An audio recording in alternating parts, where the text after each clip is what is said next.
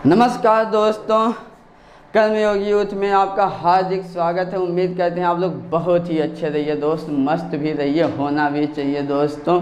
घरों में रहिए, सुरक्षित रहिए इस कोरोना के समय में। तो आज हम बात करते हैं वन्य जीव संरक्षण project, wild life conservation project के बारे में। जैसा कि आप जानते हैं IAS, UP PCS और जितने स्टेट PCS हैं वो सवाल खूब पूछते हैं वन्य जीव से।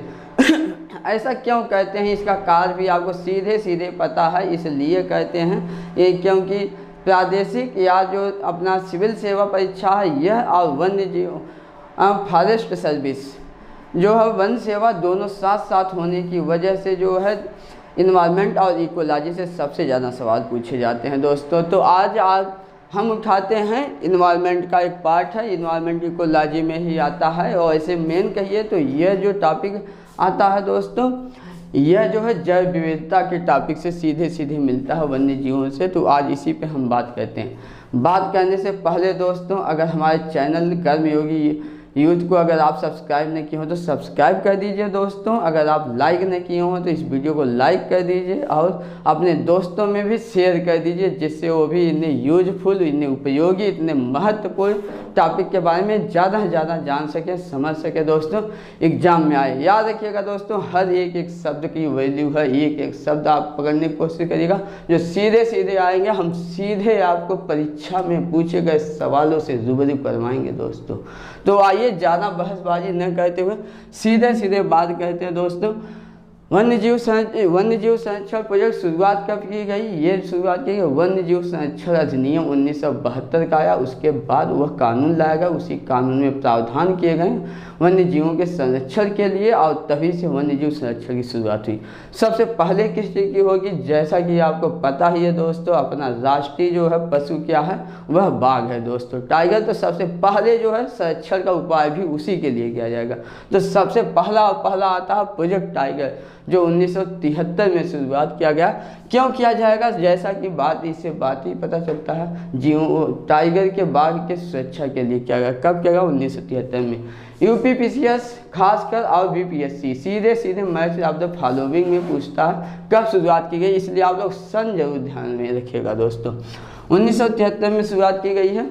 उसके बाद दोस्तों इसके बारे में जानेंगे, यह जो है इसके संरक्षण के और भी क्या क्या उपाय किए गए हैं। इसके संरक्षण के उपाय जो है 2010 में सेंट पीटर्सबर्ग की घोषणा भी की गई, जिसके तहत जो है ग्लोबल टाइगर रिकवरी प्रोग्राम को शुरू किया गया, जो भी रिकवर किया जाएगा। उसमें याद रखिएगा दोस्तों, यह भी प्रावधान किया गया कि 2006 मुकाबले उसको दुगना किया जाएगा 2018 में ही दोस्तों, जिसकी रिपोर्ट अभी 20 में जारी हुई है पिछले साल।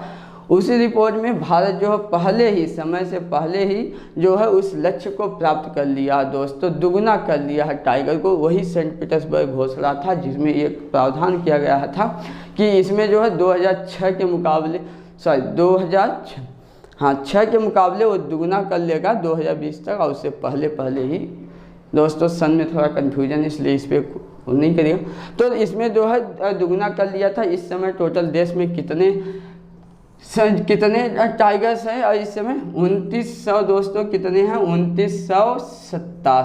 2987 टोटल आज के डेट में क्या है दोस्तों, बाघ हैं अपने देश में। ये जो है संरक्षित है। जो अभी जो है टाइगर का जो सेंसस आया, जनगणना आया 2018 की रिपोर्ट 2020 में जारी की गई है, उसके तहत ये इसका अधिकार है दोस्तों। 2006 में इसके संरक्षण के लिए एक और किया गया, नेशनल टाइगर कंजर्वेशन अथॉरिटी का गठन किया गया, जिसके तहत जो है यह अथॉरिटी जो है बाघों के संरक्षण सुरक्षा के बारे में उसकी सुविधा करेगी, देख रेख करेगी। इसके संकट के बारे में जब भी आए कि इसमें संकट क्या है शेरों के ऊपर, तो सबसे पहले यही ध्यान में रखिए संकट में के मामले में कि संकट जो है उनका आवासों का नाश होना सबसे पहला और प्रथम कारण है संकट में। क्यों ऐसा होता है? क्योंकि रोड बनते हैं, कंस्ट्रक्शन बनते हैं, पॉपुलेशन बढ़ती जाती है, लोग खेती करने लगते हैं और जाके जंगलों तक में रेस्टोरेंट खुलने लगते हैं, जिसकी वजह से दोस्तों उनका आवास ही हनन हो रहा है। यह सबसे बड़ी समस्या है वन्य जीवों के संरक्षण के मामले में। दूसरा हम देखते हैं प्रोजेक्ट एलिफेंट। दूसरा आता है प्रोजेक्ट एलिफेंट। याद रखिए कब शुरू किया गया था, 1992 में प्रोजेक्ट एलिफेंट की शुरुआत की गई थी। ये सन याद रखिएगा क्योंकि सन पूछता है। दूसरा इसको अब ये सबसे ज़्यादा कहाँ पर है, सबसे ज़्यादा कर्नाटक में इसकी संख्या, दूसरा जो है असम में है और तीसरा इसकी केरल में सबसे ज़्यादा हाथी पाए जाते हैं दोस्तों, ये याद रख लीजिएगा। दूसरी बात दोस्तों इसमें याद रखिएगा इसके साथ कुछ और भी प्रोग्राम चलाए जाते हैं, जैसे एक माइक नाम से चलाया जाता है, माइक मॉनिटरिंग। माइक नाम से भी एक प्रोजेक्ट है जो इसके संरक्षण के लिए चलाया जाता है। ये साइट्स के लिए साइट के सहयोग से चलाया जाता है हाथी के संरक्षण के लिए। नेक्स्ट है दोस्तों प्रोजेक्ट लाइन। प्रोजेक्ट लाइन जैसे कि शेर भी बोलते हैं, एशियाटिक शेरों के संरक्षण के लिए प्रोजेक्ट लाइन शुरू किया गया। यह जो दोस्तों शुरू किया गया सबसे ज़्यादा ये मिलता कहाँ पर, ये गिरी, जो आपको पता है गुजरात में गिरी नेशनल पार्क है, गिरी नेशनल पार्क में सबसे ज़्यादा मिलता है। उसके बाद गिरनार जो है वन्य जीव अभ्यारण्य है, वहाँ पर मिलता है। मितियाला वन अभ्यारण्य में मिलता है और पनिया, ये जो मितियाला, पनिया, गिरनार ये गुजरात में है। याद रखिएगा दोस्तों यही जो है एशियाई शेर है जो विश्व में केवल और केवल भारत में मिलता है, केवल और केवल भारत में ही मिलता है और विश्व में कहीं पर भी एशियाटिक शेर नहीं मिलता, ये ध्यान रखिएगा। IAS ने इस सवाल को 2020 में पूछा दोस्तों, इस बात को याद रख लीजिए। एशियाटिक शेर को IAS ने 2020 के PT वाले सवाल में इस सवाल को पूछ लिया था दोस्तों। ये कहाँ मिलता है, केवल भारत में मिलता है और भी मिलता है, इस तरह से ऑप्शन देकर के पूछा था। दूसरा दोस्तों राइनो मिशन, ठीक है।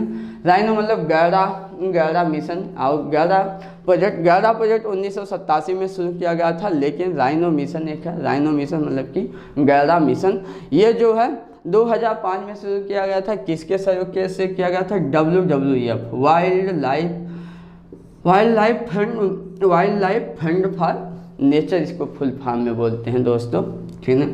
और कहने के लिए तो वह WWF है, लेकिन इसका फुल फॉर्म होता है wild life fund for nature, ठीक दोस्तों, इसको बोलते हैं। ये जो है 2005 में शुरुआत किया गया इस मिशन का। इसमें था कि इसको 2020 तक दुगना करने का प्रोजेक्ट था। 2000 जैसा कि 20 बीत गया है, अभी इसका सेंसस नहीं कंडक्ट हुआ है दोस्तों। सेंसस मतलब जनगणना इसकी नहीं हुआ की गई है 2020। यही IVR है, मतलब Indian rhino mission, rhino vision नाम से है दोस्तों, कि इसके WWF के सहयोग से किया गया था। नेक्स्ट आइए गंगेटिक डॉल्फिन। जैसा कि 2017 में भी ये सवाल पूछ लिया था, IAS ने पूछा था गंगेटिक डॉल्फिन को। याद रखिएगा दोस्तों इसको जो है यही गंगेटिक डॉल्फिन है जो राष्ट्रीय जो है जल जीव के रूप में क्या है अपना राष्ट्रीय जल जीव का नाम आप जल्दी से बताइए। राष्ट्रीय जल जीव भारत का जो है गंगेटिक डॉल्फिन है, जिसको आप डॉल्फिन भी बोलते हैं। ये जो है जिसको उत्तर भारत के कुछ राज्यों में इसको सूस के नाम से भी बोला जाता है, सूस बोलते हैं इसको डॉल्फिन को दोस्तों। तो वही डॉल्फिन है, ये जो है स्वच्छ पानी में मिलती है और वास्तव में कहिए तो यह एक प्रकार की मछली नहीं होकर के यह एक स्तनधारी जीव है दोस्तों। तो इस बात को आप याद रखिएगा, इसको पूछ लिया था और IAS में पूछा गया। दूसरा है गंगेटिक घड़ियाल। गंगेटिक घड़ियाल भी IAS पूछा 2017 में, आप उठा के देखिए सवाल पूछा, IAS ने पूछ दिया था गंगेटिक घड़ियाल। और घड़ियाल को अक्सर पूछता रहता है, उसमें 2 बार IAS बोलते हैं, रिपीट नहीं करता, घुमा करके शब्दों को पूछता। एक बार तो सीधे सीधे पूछा था, ये कहाँ मिलेगा। दूसरा ये पूछा था कि अगर आप घड़ियाल देखना चाहते हैं तो आप किस क्षेत्र का विजिट करना, किस क्षेत्र में जाना पसंद करेंगे। इस तरह करके IAS ने 2019 में सवाल पूछा था, उसका उत्तर था चंबल। ये जो है और याद रखिएगा चंबल के नाम से ये भी ध्यान में आ गया, चंबल ही देश का ऐसा एक वन्य संरक्षण स्थान है जिसमें 3 राज्यों में आता है। कौन कौन से राज्य हैं जल्दी से आप बताइए। मध्य प्रदेश, उत्तर प्रदेश और राजस्थान आते हैं दोस्तों। दूसरी बात, ये घड़ियाल किस कैटेगरी में आता है, ये इंडेंजर्ड कैटेगरी में आता है, ये भी आप लोग ध्यान रख लीजिए दोस्तों। दूसरा आता है वल्चर प्रोजेक्ट। वल्चर प्रोजेक्ट को गिद्ध आप बोलते हैं ना, गिद्ध प्रोजेक्ट। पहले आप देखे होंगे बचपन में रहे होंगे तो आप लोगों को बहुत सारे गिद्ध दिखे होंगे, अब तो गिद्ध दिखते ही नहीं है। क्या वजह हो गई, क्या ऐसा अचानक भूकंप तूफान आ गया, सारे गिद्ध ही गायब हो गए यहाँ से। इसका कोई ऐसा वजह नहीं थी। ये क्या हुआ कि सबसे ज़्यादा जो डेयरी प्रोडक्ट होते हैं, डेयरी में सबसे ज़्यादा पशुओं को बीमारी होती थी, सामान्यतः बुखार हो जाता था, दर्द होती थी, उसके लिए दोस्तों एक दवा दी जाती थी डाइक्लोफिनेक, बहुत फेमस है ये, साइक्लोपैरासेसियो के नाम से ये डाइक्लोफिनेक भी देते रहते हैं, और ह्यूमन में भी बहुत ज़्यादा ही फेमस है। डाइक्लोफिनेक के साथ दर्द निवारक गोली होती है, इसी को दे दिया जाता था। अब होता क्या था, इस जो डाइक्लोफिनेक दवा है उसकी एक सबसे बड़ी प्रॉपर्टी है, उसकी एक सबसे बड़ी खासियत है कि वह गिद्धों के जो किडनी होती है ना, किडनी के नेफ्रॉन, उसके जो सेल होते हैं छोटे छोटे, उस सेलों का नाम बोलते हैं नेफ्रॉन। उस नेफ्रॉन को ही क्या करती है, किल कर देती है, डेड कर देती है, उसको डिस्ट्रॉय कर देती है। और इस जब ये नेफ्रॉन जो है डेड कर जाते हैं, जिसकी वजह से उनकी किडनी फेल हो जाती है, किडनी फेलियर होने की वजह से गिद्ध क्या हो जाते हैं, जय सिया राम स्वाहा हो जाते, मर जाते हैं। और जब मर जाते हैं तो अचानक इतनी तेज़ी से इनकी संख्या गिरी ने कि पूरा जैसे विलुप्त ही सा हो गए। तो उसके अब संरक्षण के लिए 2006 में पश्चिमी घाट में, ठीक है, पश्चिमी घाट से इसकी शुरुआत की गई प्रोजेक्ट वल्चर। याद रखिएगा कि यही प्रोजेक्ट वल्चर के शुरुआत के संरक्षण के लिए ये भी पूछ सकता है कि कहाँ पर जो है इनके लिए रेस्टोरेंट खोला गया। आप बहुत आश्चर्य हो जाएंगे, अरे रेस्टोरेंट कैसे खोला जाए, इनका कौन सा रेस्टोरेंट होगा। हाँ दोस्तों, रेस्टोरेंट खोला गया, हरियाणा सरकार ने खोला है। क्या उसमें किया जाता है, ऐसे क्षेत्र बना दिए जाते हैं जहाँ पर डेड बॉडी जो है पशुओं के, बकरियों के, ऐसे चीज़ों के ले जाकर फेंक दिया जाता है, वहाँ पर जाते हैं। और विश्व में सबसे पहले जो है रेस्टोरेंट गिद्धों के लिए किसने शुरू किया था, वो था नेपाल ने शुरू किया था। ये बात याद रख लीजिएगा दोस्त। तो अब पता चला कि भाई सरकार को जब ये पता चला तो उसने डाइक्लोफिनेक को तो बैन लगा दिया। तो डाइक्लोफिनेक जब पशुओं को नहीं देंगे तो अब पशुओं बीमार होकर तो वो तो नहीं मरेंगे ना, तो उसके लिए कोई और उपाय होना चाहिए ना। तो उसके लिए दूसरी एक ऑप्शन दिया गया, वो क्या है, मेलोक्सिकैन। मेलोक्सिकैन ये भी एक दर्द निवारक दवा है जो उनके लिए दिया गया है दोस्तों। आइए अब उसके बाद हम बात करते हैं स्नो लिपर्ड। ये स्नो लिपर्ड क्या है दोस्तों, यही स्नो लिपर्ड को आप क्या बोल सकते हैं, स्नो मतलब बर्फ़, ठीक है, बर्फ़ का लिपर्ड है। लिपर्ड मतलब क्या बोलते हैं दोस्तों, आप जैसा कि आप खुद ही बताइए, चीता बोलते हैं ना। तो यही जो है बर्फ़ चीता है कि बोलते हैं, और स्नो लिपर्ड ही एक खास सामान्यता बोलते हैं। ये सबसे ज़्यादा कहाँ पाया जाता है, हिमालयन रेंज में पाया जाता है। सिंपल सी बात, जहाँ स्नो मिलेगा दोस्तों वहीं मिलेगा। अगर नंदा देवी वाले में नंदा देवी रेंज को और हिमालयन रेंज को घोषित भी किया गया, स्नो लिपर्ड बायोस्फीयर रिजर्व भी घोषित किया गया, तो वहाँ पर मिलता है। ये क्या है, स्नो लिपर्ड, ये जो है वल्नरेबल कैटेगरी में आता है। याद रखिएगा, इससे पहले ये इंडेंजर्ड कैटेगरी में था, लेकिन 2019 में इसको जो है वल्नरेबल कैटेगरी में ला दिया गया। तो ये बात याद रखिएगा। दूसरा है ग्रेट इंडियन बस्टर्ड। ठीक दोस्तों, ग्रेट इंडियन बस्टर्ड याद रख लीजिएगा। ग्रेट इंडियन बस्टर्ड जो है, ये सवाल जो है IAS भी पूछ चुका है, हो सकता है फिर पूछ दे, क्योंकि जो अभी कोप हुआ है, कोप 2014, किस चीज़ का कोप 2014 हुआ, 2020 में, 20 में गांधीनगर में। जल्दी से आप बताइए, UNCCD का, किसका हुआ है, UNCCD। क्या है UNCCD, कोई दोस्त बताएं आपको। United nation convention of dessert, ठीक है, कन्वेंशन ऑफ कम्बैट डिजर्टिफिकेशन बोलते हैं, ठीक है। संयुक्त राष्ट्र, अरे आप इंग्लिश में समझिए, इंग्लिश में ही पूछता है। United nation convention on combat desertification, ठीक है। डिजर्ट मतलब मरुस्थल को रोकने के लिए यूनाइटेड नेशन का एक कन्वेंशन है। यही कोप 14 जो है भारत में 2020 में किया गया, गांधी में। उसमें भी यही जो है ग्रेट इंडियन बस्टर्ड क्या था दोस्तों, उसका लोगो बनाया गया था। तो यही है, ये याद रखिएगा। इसको IAS 2 बार पूछ चुका है सवाल, ग्रेट इंडियन बस्टर्ड को। ये क्रिटिकली एंडेंजर्ड है, किस एरिया में मिलता है, यह एक पक्षी है। और ये जो है राजस्थान में, पंजाब में, और ये पाकिस्तान में, मध्य प्रदेश में, आंध्र प्रदेश में, तेलंगाना वाले क्षेत्रों में मिलता है दोस्तों। बहुत तेज़ी से उड़ता है। इसके संरक्षण के लिए जो है राज्य सरकार ने काम की हैं, राजस्थान खासकर ज़्यादा काम किया है। यह राजस्थान का जो है राज्य पक्षी भी है दोस्तों। तो ये रहा दोस्तों आज का हमारा वाइल्ड लाइफ कंजर्वेशन प्रोजेक्ट दोस्तों। उम्मीद करते हैं आपको बहुत ही अच्छा लगा होगा, बहुत मस्ती से आप पढ़ेंगे। इसमें से ज़्यादा से ज़्यादा सवाल पूछेंगे, आप इसके सन पे याद रख लीजिएगा दोस्तों, सन याद रख लीजिएगा। जैसा कि PCS पूछता है वल्चर के लिए, मतलब कि गिद्धों के लिए कौन सी दवा हानिकारक थी, डाइक्लोफिनेक थी दोस्तों।